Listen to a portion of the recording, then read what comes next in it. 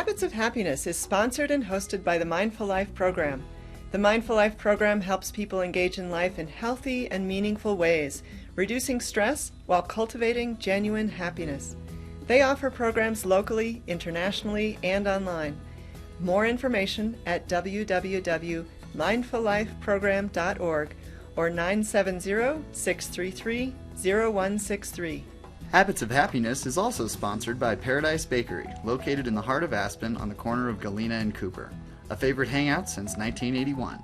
Famous for fresh-baked cookies and muffins, serving homemade Italian-style ice cream, lattes, and fine coffees. Open daily from 6:30 a.m. to 11 p.m. Hello, and thanks for joining us on Habits of Happiness. I'm John Bruna. And I'm Laura Bartels. And we're grateful to be here and looking forward to another episode of Habits of Happiness. Yes. So, Laura, our last episode, you had the wonderful opportunity of grilling me on my own life. Thanks so much for that. And bringing up the obstacles that prevent us from really developing happiness in our life. And so this episode, I'd really like to kind of unpack how do we address that obstacle. So if you recall, the obstacle being a mind, a mind that's obsessive, compulsive, labeling, telling stories, and really a distracted mind that prevents us from really engaging in life in a way we'd like to. And so for this episode, I thought it'd be nice to kind of unpack the idea of what it is to live mindfully, to live with attention.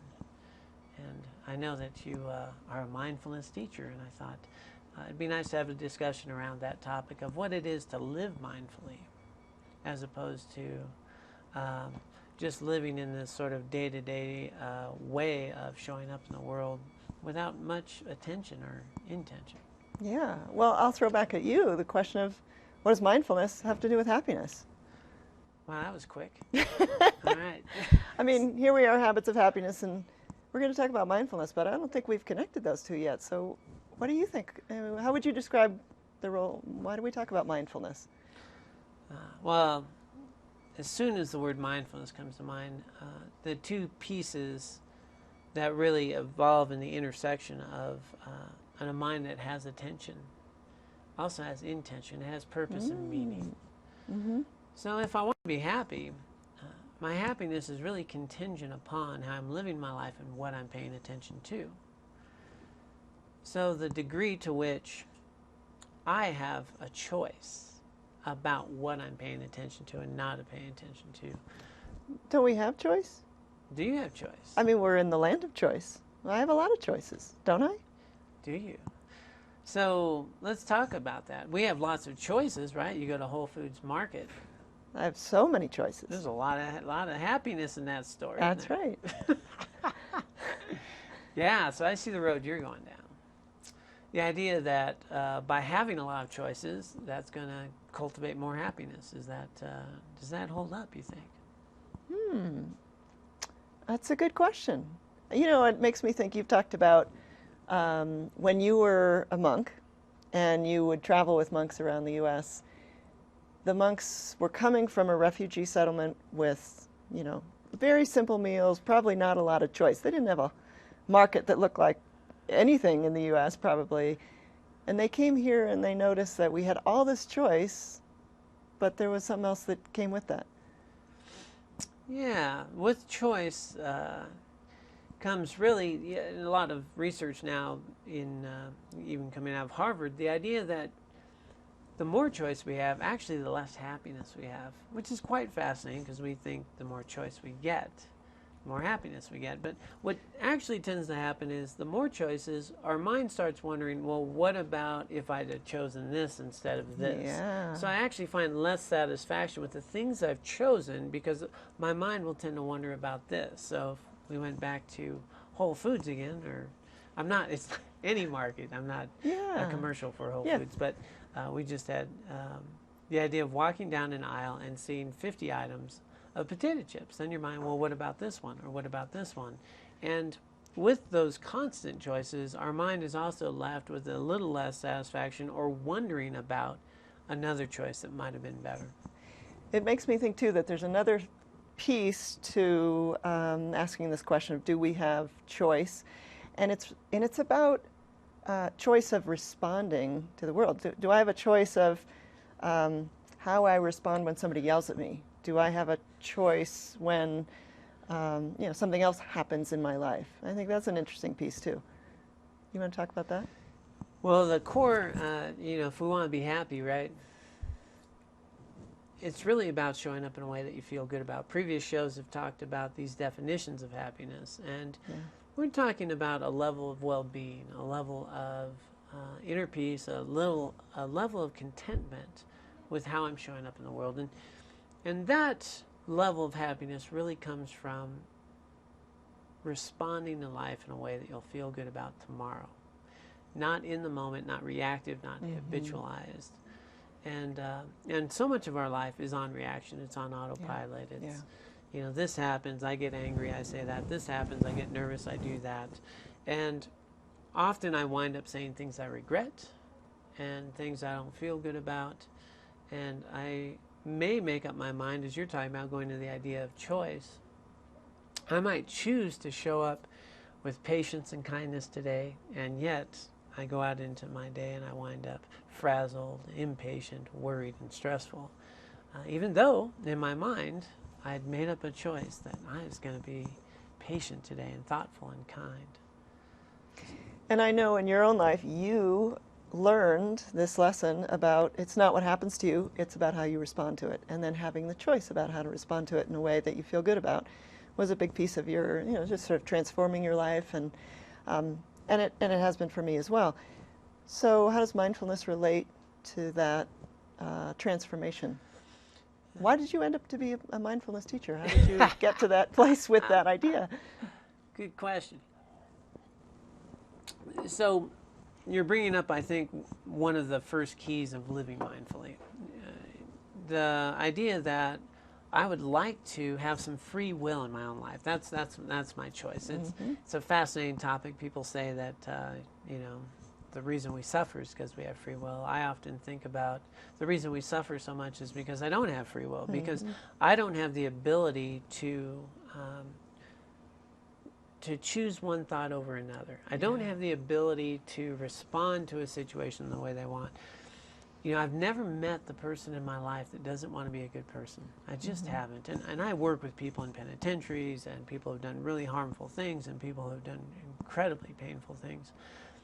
And in working with them, in their heart, if you go back to who they really want to be and go back childhood and so forth, they wanted to be a good person.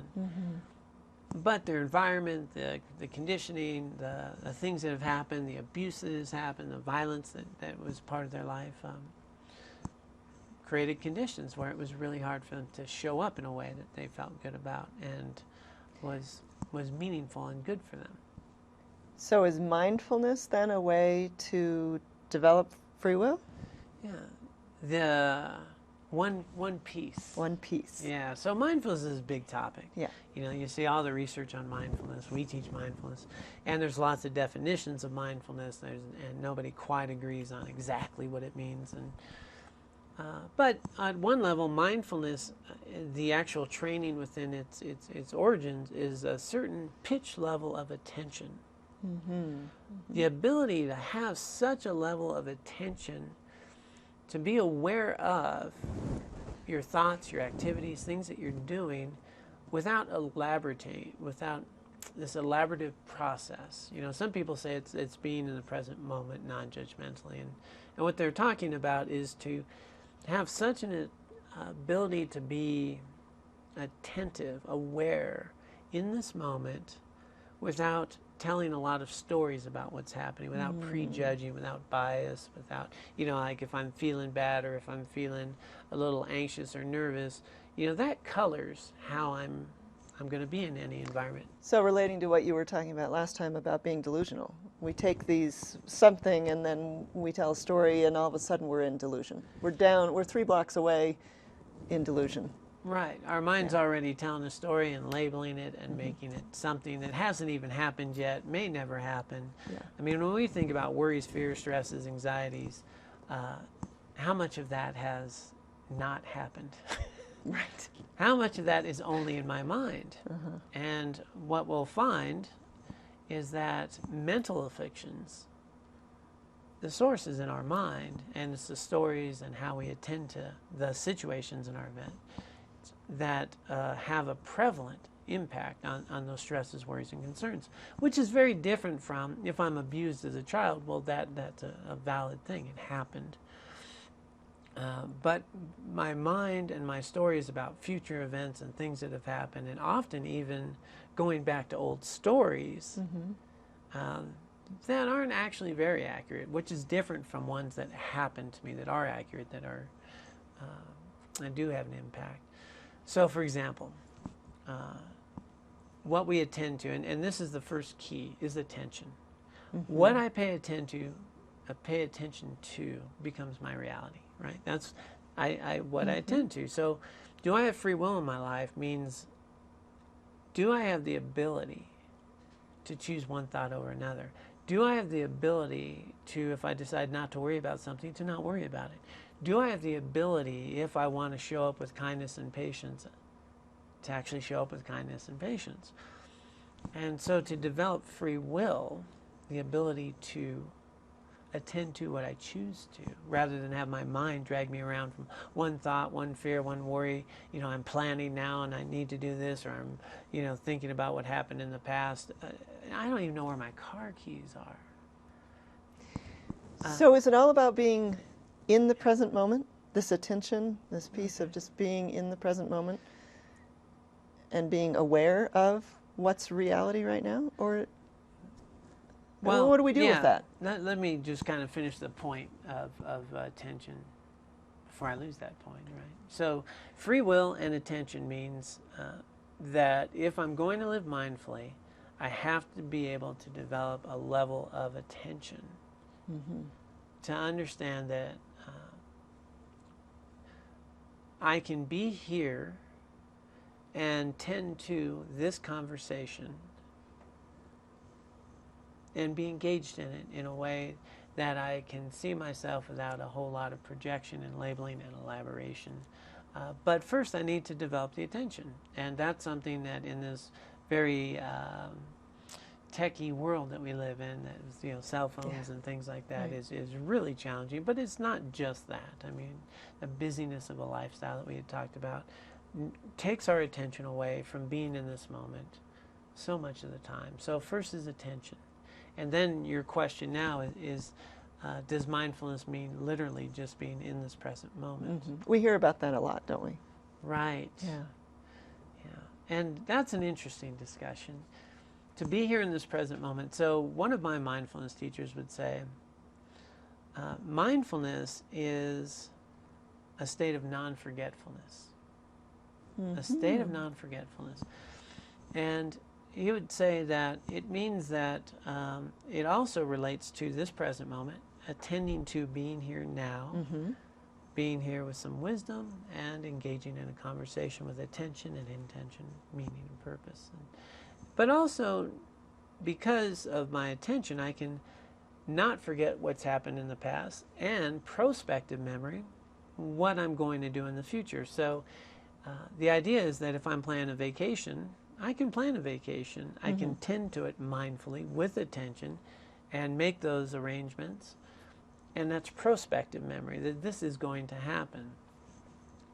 Likewise, as I bring my attention to past events or what's going on now, I'm not going to forget the past events. I'm going to be present in this moment, and I'm going to be able to tend to future events. So in a sense, it's present, but in the present moment, being mindful, I'm able to decide to think about some past event, recall it if I need to.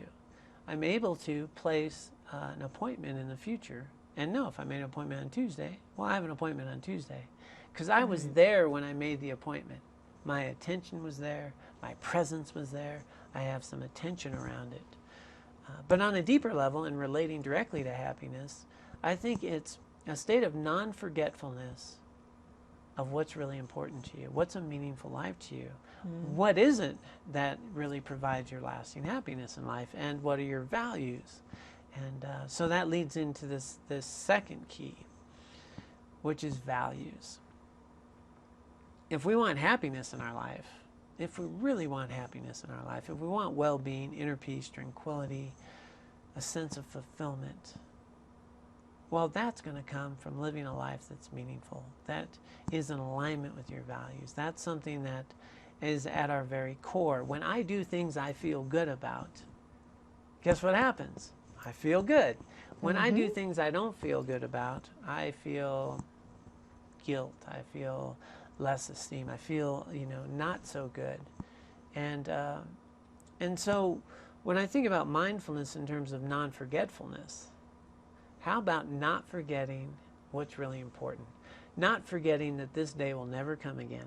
Not forgetting that every moment we have is precious. Not forgetting that this person I'm attending to right now is a very precious person in my life, and giving them my attention. So this state of non-forgetfulness has a lot richer connotation than a present moment, but being present in a moment, in a way of not forgetting, hey, what's important, what's meaningful, and how do I want to live my life, bringing that awareness to what's happening, and that might enable me to respond to whatever's happening in life in a more meaningful way. We talk also about attention and intention. So the intention would be around your values. The attention is a skill that we develop. I often talk about how we can have an intention, but if we don't have good attention on that, it's never going anywhere.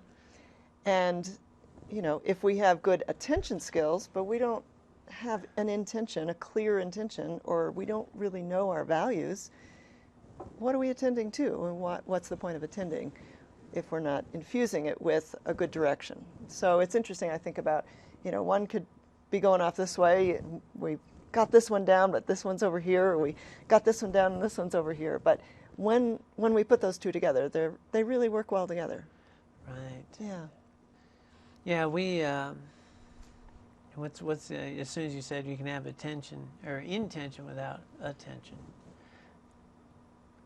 that calls to mind is the road to ruin is paved with good intentions, right? Right. Yeah, tomorrow I'm going to get my life together. Yeah, I'm going to be better. And like I said, I've never met the person that doesn't want to be a good person, really, in their heart. So lots of intentions, but without action, it doesn't get us very far. And really the catalyst for that action is putting some attention into your life and how we're living it. Conversely, you're saying that, there's people that have really good attention. So I've met great meditators that and spend a great deal of time with single-pointed concentration. But that always, that in itself does not produce necessarily the meaningful life. Most of the time, those who are meditating are well-trained, and they're infusing it with an intention that they're meditating for a purpose, and they're cultivating attention. That's generally beneficial. But there's also, I can learn to concentrate and learn really good concentration skills to do very harmful things. Right. That's true. Right? And so we can train our attention to be a really good thief. We can train our attention to be a good con man. We can train that mind in a way that's going to do some things that ultimately won't be very beneficial for myself or others, or be very short-sighted. Likewise, again, meditation, there's a recent article I read where this person reflected on, he felt so good meditating, that when he was going through a divorce, a difficult time, he went to his meditation practice. It really gave him some peace. But he went on for years in meditating. What he found was he was actually running from dealing with his divorce. So years later, he had not healed from the divorce. And even though he's a great meditator and could find peace in that, it did not translate into being healed and well and interacting and growing from that relationship and divorce. And so again, with your attention, without sort of bringing a level of what the third key would be here, wisdom. Right? wisdom. So it's one thing to have, so attention, our first key, values. You know, now that I'm paying attention, well, let's pay attention to what's meaningful. How do I want to live my life? What's valuable and what's purposeful? Bring some awareness to that. And as I do that, well, now let's cultivate this level of attention, the way I want to live my life, with some wisdom, you know, with some wisdom, to really learn from all of the events in our life, to learn to see the world in a way that's more accurate. Without delusion, as we talked about before, right? Mm-hmm. Without the delusion. stories. Yeah. So what's an example of a story or a delusion that prevents us from being happy? Oh, gosh. You know, we tell a lot of stories. I might tell myself a story that I'm in a new job, and, you know, I'm the low person on the totem pole, and I'll never be good enough. And we can go on with that story for a long time, and it can get deeper and more elaborate, and we can build on it until it really creates a belief system that we have a hard time sort of peeling away from. I mean, that would be an example of something I'm sure many of us have experienced, where we tell ourselves we're not good enough. If we look at reality, we might find the indications are, there's no reason I'm not good enough. Mm-hmm. I'm just as good as, you know, this next person. Or if I'm not, that doesn't mean I can't change, and I can get to that. But we sometimes believe we can't change. We tell ourselves that story, tell ourselves the story we're not good enough. I mean, those are some, I think, really common examples. Mm-hmm. Yeah, you're reminding me of sort of the story about the elephant. You know, That's a great one. You know, the idea that all throughout Southeast Asia, you see an elephant who's chained up to a little stake in the ground, right? And the idea, here's this big elephant, here's this little stake in the ground. He could pull that out and walk away, and why doesn't he? And so the big lesson around that is he was chained up when he was a baby elephant. And when he was a baby elephant, he could pull and tug, and it hurt, and it cut his leg. And he learned at that time that he couldn't pull it out. He wasn't strong enough. He didn't have those choices. And so now he's a big elephant, and he was trained when he was younger to have this belief system that doesn't really fit the current situation. And so with psychology, we kind of look at developmental psychology. A lot of the views and thoughts about ourselves, we learned when we were very young. And when we were very young, when I'm 7 years old, I may think I'm funny or not funny, or can dance well or not dance well. And I develop an idea about myself and a personality that often will stick through the rest of our life that are no longer true, even though we've got new skills and new opportunities, and we can carry that around without checking them. So I like to, when I was a high school teacher, I used to tell my kids, tug on that chain, you know, test this out, try something new, test something, you know. I mean, I used to think I was a bad dancer. True. Right. It's hard to imagine, isn't it? Well, and you had a speech impediment. You probably never thought you would be sitting right here, you know. Yeah, absolutely. I used to talking in front of a camera. Yeah, I wasn't able to speak in a way that anyone but my mom could understand me. Right. And here we are speaking today. And my joke around being a bad dancer, I've recently discovered I'm not a bad dancer. I'm an enthusiastic dancer. Enthusiastic. Yeah, it's a whole different that thing. Is different. That is different. So, yeah. Well, I know we just have a few more minutes. We've talked about attention. We've talked about values and how important they are, intention around values. And we've talked about wisdom, which is a big, big topic. There's another one. Yeah, so the fourth key here is really learning how to have healthy relationships with others and yourself in the world. So we call it an open heart. And so if I want to live mindfully, I want to have attention. I want to really be aware of my values and how I want to be in the world, so I can respond in that way, to see the world more clearly as I engage in it, but really to enrich all of these with an open heart. And those open-hearted practices are sort of best categorized in what we call 4 immeasurable trainings of equanimity, of compassion, of loving kindness, and of empathetic joy. So these are skills that are direct antidotes to really afflicted states of mind that we can carry with us, you know. Equanimity is the opposite of attachment and aversion. loving kindness, the opposite of this, not cruelty, but of sort of anger, and compassion, the opposite of cruelty. And then empathetic joy being the opposite of jealousy and envy.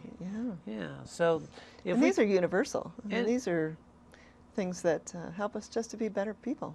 Yeah, these are universal human ways of being. Yeah. So, so the collective effort of just a mindfulness practice of being present in the moment, well, if we want to live mindfully, we need to take that level of attention in with these 4 elements of living without forgetting your values, to live with wisdom, and to open your heart up in ways that are meaningful for you. So I believe we have about a minute left, or how are we wrapping up? We might just have about that long. Okay, well in that case, without me going on much further, every episode we want to offer a habit of happiness. And so let's, I'll invite you to choose the habit that we'd like to encourage people to try. All these habits, we encourage people to just have a moment to reflect and see if they can try this out for a week, right?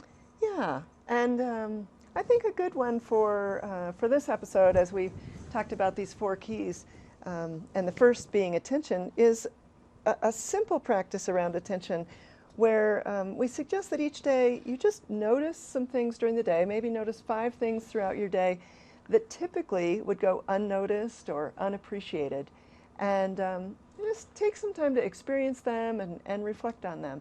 And just shifting, as we talk about sort of shifting the marble out of the groove, looking at things you don't notice normally, really helps you to start to enhance that skill of attention. You're choosing to notice things that you wouldn't normally do. So we invite you to try that this week. Give that a try and reflect on it. So we want to thank you so much for joining us today on Habits of Happiness. We look forward to seeing you again on our next episode, and we wish you a wonderful week. Yeah, may be well and be happy. Enjoy.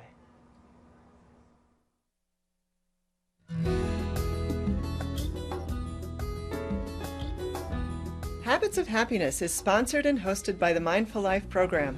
The Mindful Life program helps people engage in life in healthy and meaningful ways, reducing stress while cultivating genuine happiness. They offer programs locally, internationally, and online. More information at www.mindfullifeprogram.org or 970-633-0163. Habits of Happiness is also sponsored by Paradise Bakery, located in the heart of Aspen on the corner of Galena and Cooper. A favorite hangout since 1981. Famous for fresh-baked cookies and muffins, serving homemade Italian-style ice cream, lattes, and fine coffees. Open daily from 6:30 a.m. to 11 p.m.